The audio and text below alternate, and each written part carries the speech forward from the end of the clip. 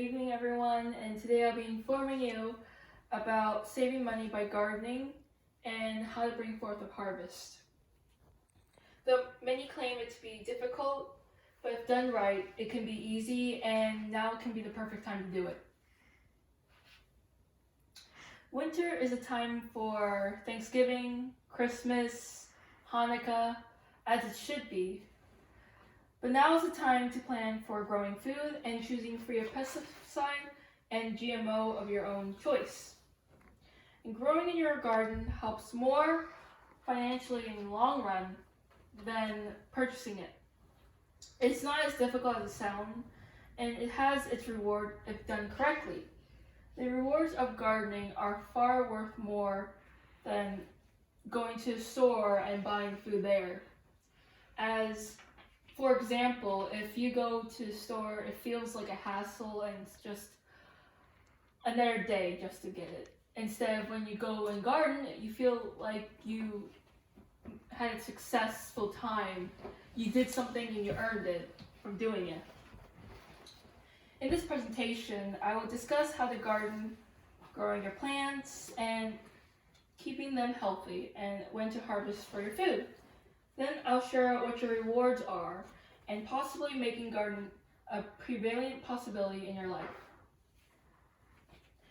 Having gardened with mother on many of occasions, we've learned the general rule and how to save money from it, and harvesting as well.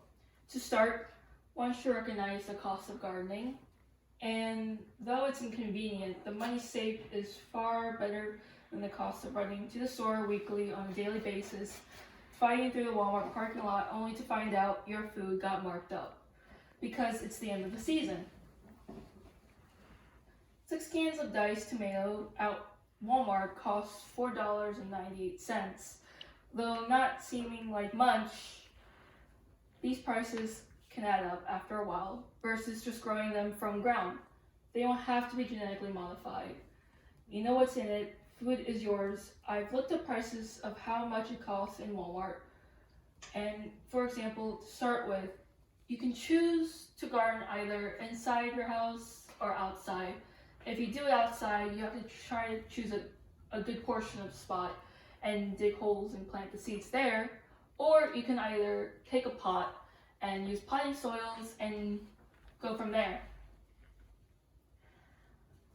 When you do plant the seeds, you have to add water on a daily basis to help them grow. As if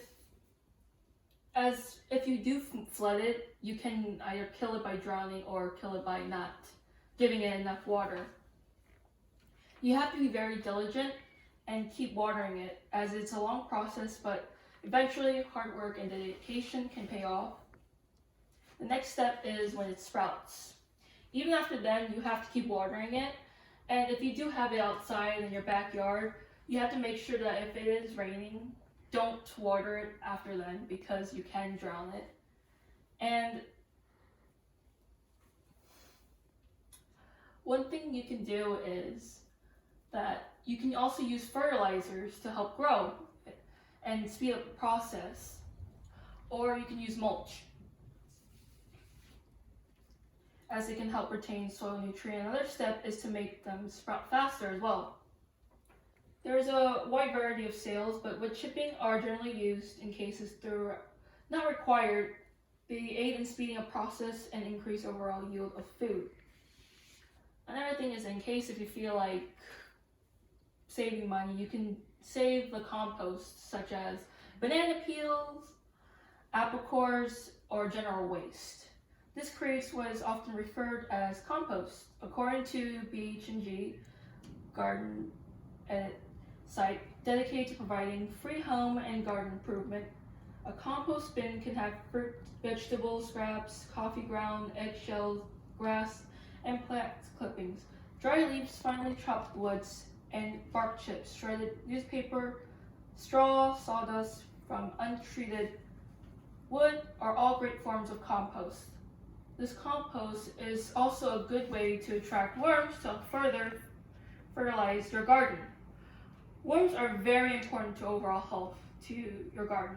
According to Bonnie L. Grant, certified urban agriculturist, fertilizer the worms provide is also called casting, which is technically called worm poop, which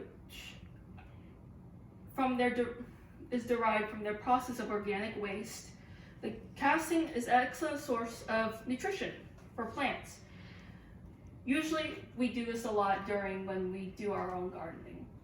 We would usually dig up for worms, or you can do it where they have like a little simple trick. You can take a wooden like a wooden wood or so, and just cover the dirt with wet water or something like that, and then wait until they pop up after oxygen. Or you can go and look and peek into like little rocks and just pull them up, and sometimes they'll be there as well. And if you don't feel like doing that, you can just buy it at the store if you want. Once the plant is fully grown, next is knowing when to harvest. And usually there's generally a guideline for different plant species, knowing when to harvest. Usually the tips are if it changes colors, such as like when tomatoes, it gets bigger, and when it goes red, that's when you know you have to harvest it. Or the sizing, generally if you don't know, you can Google it, and it's better than guessing. Though, what we do usually, we have it where if we do take the tomatoes out, we do take it out when it's green, and we'll just set it on the kitchen counter and wait until they get red.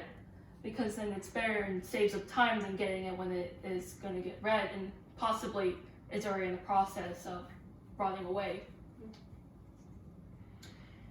And one thing's for sure, even though this sounds very basic, is try not to damage your plants. Like, for example, if you pick up fruit from an apple tree, try not to like break the branches, parts of it off, or chop it off, as that can also cut the amount you can get from it each time you do it.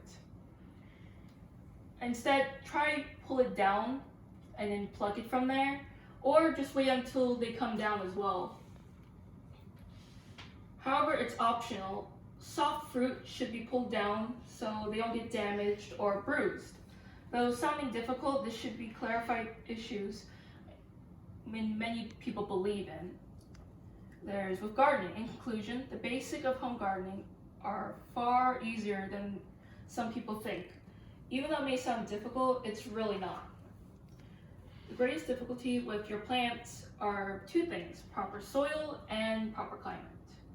The money saved may not appear much, but it adds up over time. Both effective at saving money and occupying time.